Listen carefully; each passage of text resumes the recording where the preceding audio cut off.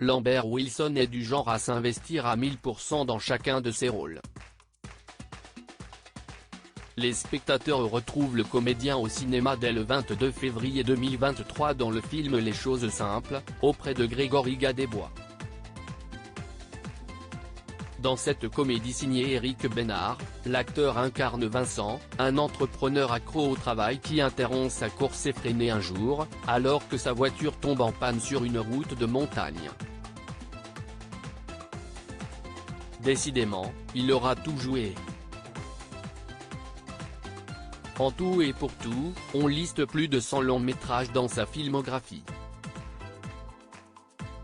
Avec certaines expériences plus difficiles que d'autres. J'ai eu du mal à redescendre sur le plateau de l'émission C'est à vous.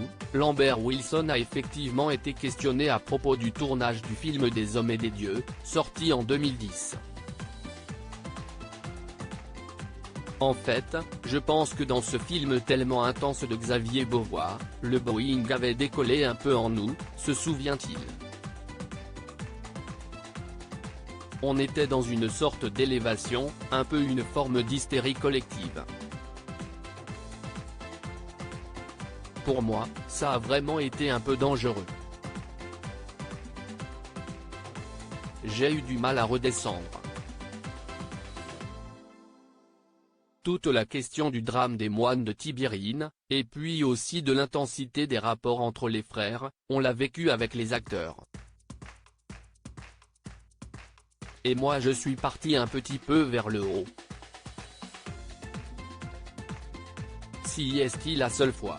On ne pense pas aux conséquences, à l'imaginaire collectif. En 2015, déjà, le comédien expliquait qu'il avait perdu sa maman pendant le tournage du film Des hommes et des dieux et qu'il avait, ensuite, dû s'occuper de son père âgé et malade, celui-ci ayant été très violent durant sa jeunesse. Un an plus tard, Lambert Wilson a perdu son papa et s'est retrouvé plongé dans une dépression. Qui est aujourd'hui loin derrière lui.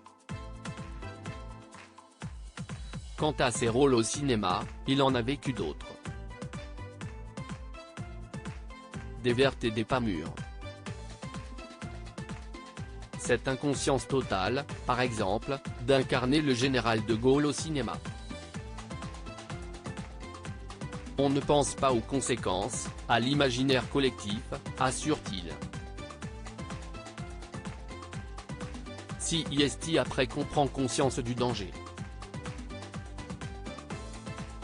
Les gens aiment et vivent avec un personnage, ils sont attachés, ils ont une image précise. Et on s'en empare.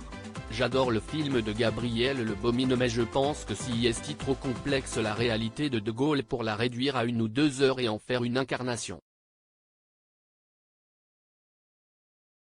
Je n'étais pas si fier de moi.